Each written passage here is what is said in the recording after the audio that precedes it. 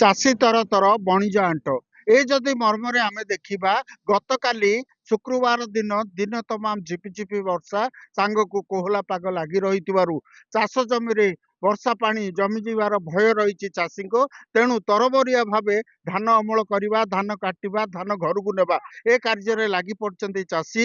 ଓ ବର୍ତ୍ତମାନ ଆମ ପାଖରେ କିଛି ଚାଷୀ ଅଛନ୍ତି। ଏବେ କଣ ଏମିତି ତରତର ହେଲା ଯେ କାଟିଦେବାକୁ ପଡିଲା, ଯେ କଣ ଏବେ କହୁଛନ୍ତି, କଣ କରିବେ ସେ? ଧାନ ଆମର ଧାନ ଫସଲ ସବୁ ନଷ୍ଟ ହେଇଯାଉଛି। ନଷ୍ଟ ହେଲେ ଆମେ ଚଞ୍ଚଳି କାଟି ଦଉଛୁ। ବର୍ଷା ହେଲା ପହରଦିନଠୁ ବର୍ଷା ହେଲା। କାଲି ଦିନ ଯାକ ଝିପିଝିପି ବର୍ଷା ହେଲା। ଧାନ ସବୁ କ୍ଷତି ହେଇଗଲା। ବିଲରେ ତାକୁ ଆମେ ଗୋଟେଇକିରି କଞ୍ଚା ଅଦା କାଟିକିରି ଆଣିକି ମନ୍ଥା ହେଲା ମିଳିବ ଘରକୁ। ଯାହା କହୁଥିଲେ ଚାଷୀ ବଡ ଦୁଃଖ ଅଛି, କଞ୍ଚା ଓଦା ଏବେ ଏଇ ସବୁ ଧରିକିରି ବର୍ତ୍ତମାନ କାଟିକିରି ବର୍ତ୍ତମାନ ଗୋଟେ ଉଚ୍ଚ ସ୍ଥାନକୁ ଆଣୁଛନ୍ତି, ଅମଳ କରିବାରେ ଲାଗି ପଡୁଛନ୍ତି। କିଏ ମେସିନ ରେ ତ କିଏ ହାତରେ, କିଏ ହଳ ବଳଦରେ ଚାଷ କରୁଛନ୍ତି। କଣ କେମିତି କ୍ଷତି ହେଲା ବୋଲି ଭାବୁଛନ୍ତି? କଣ କାହିଁକି ଆପଣ? ବିଲରେ ଥିଲା ବହୁତ କ୍ଷତି ହେଇଯାଇଛି। ସେଠି ପାଣି ବର୍ଷା ହେଇକିରି ଆଉ ଯୋଉ ସରକାର କହୁଛି ଆର୍ଦ୍ରତା 17% ଅଧିକ ହେଲେ ନେବିନି ବୋଲିକିରି, ତାର ଆମର 17% ଅଧିକ ହେଇଯାଇଛି। ଆମକୁ ଆଉ ଥରେ ଶୁଖେଇବାକୁ ପଡିବ, ଖଳାକୁ ନେବାକୁ ପଡିବ, ନେଇକିରି ଶୁଖାଶୁଖି କରିବାକୁ ପଡିବ। ଶୁଖାଶୁଖି କଲା ପରେ ଯାଇକିରି 17%ରୁ କମ ହବ। ଆଉ ମଣ୍ଡିକି ଯିବ କି ନାହିଁ ଆମେ ମଧ୍ୟ ସନ୍ଦେହ ହଉଛି।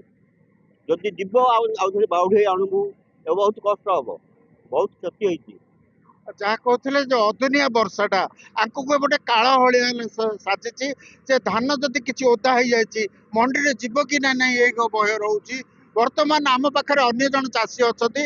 ତ ବାପା ଏବେ କାହିଁକି ତରତର ହେଇକିରି ଧାନ ମୋଳିଦେଲେ? ଆହୁରି କିଛି ଦିନ ତ ବିଲରେ ରହିଥାନ୍ତା ଧାନ, କଣ ପାଇଁ ମୋଳିଦେଲେ? ବର୍ଷା ହେଲେ ଆଉ ଖଣ୍ଡି ନିଶା ପଡିଯିବ, ସବୁ ବେଶୀ ମୁଣ୍ଡକୁ ଦେଲେ ସବୁ ନଷ୍ଟ ହେଇଯାଏ, ତଳେ ପଡିବ। ଭୟ ରହୁଛି। ହଁ ଭୟ କମିବ, ଆଉ ସବୁ ଯାକ କମିବ, ଶୁକ୍ଲା ସାରା କମିବ। ବର୍ଷାଟା ଗୋଟେ କାଳ କାଳ ହେଲା। ହେଲା, ହଁ ଏଇଟା ଢେର କାଳ। ଯାହା କହୁଥିଲେ ଯେ ବର୍ଷା ପାଇଁ ଗୋଟେ କାଳ ହେଲା। ଏବେ ଦେଖୁଛନ୍ତି ଆମ ଆଗରେ ଗୋଟେ ମେସିନ ଅଛି, ଟ୍ରାକ୍ଟର ଦ୍ଵାରା ଧାନ ମଳୁଛନ୍ତି। ଧାନ ଦ୍ଵାରା କେମିତି ଘରକୁ ଧାନ ନେବେ ସେ ବିଷୟରେ ଚିନ୍ତା ଲାଗିଛି।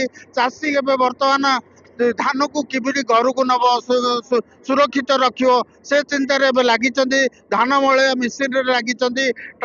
ବର୍ତ୍ତମାନ ଆପଣ କଣ କହିବେ ଯେ ଧାନ କାହିଁକି ତରବର କରିକି ଧାନ ମଳେଇବାକୁ ଚେଷ୍ଟା କଲେ? ପାଣିପାଗ ଯୋଉ ଆସିଛି, ଯୋଉ ଝଡ଼ ଜମିଦାର ଏ ବର୍ଷା ଯୋଗୁ ଧାନ ଶୀଘ୍ର ମନ୍ଥା ହଉଛି। ଏଇଟା ସୁରକ୍ଷିତରେ ରହିବ ଧାନ? ନାଇଁ ଏବେ ଦେଖୁନ, ଆପଣ ଦେଖନ୍ତୁ କେତେ ଲଷ୍ଟ ହଉଛି, ବହୁତ ଲଷ୍ଟ ହଉଛି। ସବୁବେଳେ ଆମେ ଦେଖିଛେ ଚାଷୀ ସବୁବେଳେ ବନ୍ୟା ବାତ୍ୟା ବିଭିନ୍ନ ସମୟରେ କ୍ଷତି ସହୁଛି। ମା ତମେ କେତେ ଭରଣ ଧାନ କରିଛ, କଣ ଆଜି?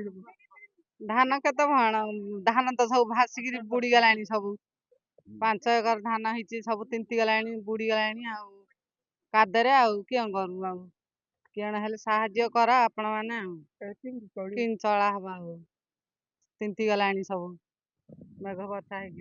ଯେମିତି ଯୋଉ ମେଘ ବର୍ଷାରେ ଧାନ ତଳେ ମାନେ ତିନ୍ତି ଯାଇଥିବା ଅବସ୍ଥାରେ ଉଦ୍ଧାର କରୁଛନ୍ତି ଚାଷୀ। କେମିତି ଚଳିବ ପରିବାର? ବର୍ଷ ତମାମ କେମିତି ତାଙ୍କ ପରିବାର ଚଳିବ, ଘର ଚଳିବ, ଏ ଚିନ୍ତା ବର୍ତ୍ତମାନ ଘାରିଛି। ବର୍ତ୍ତମାନ ଯୋଉ ପରିସ୍ଥିତି ସୃଷ୍ଟି ହୋଇଛି, କ୍ଷୟକ୍ଷତିର ଆକଳନ କରିବାର ଆବଶ୍ୟକତା ହେଇଛି। ଚାଷୀଙ୍କର ଡିମାଣ୍ଡ ଅଛି, ସରକାର ପକ୍ଷରୁ ତାଙ୍କୁ ସହାୟତା ମିଳିବା ଜରୁରୀ ଅଛି। ଆସ୍କାରୁ ମରୋଜ ମୁନି, OTV।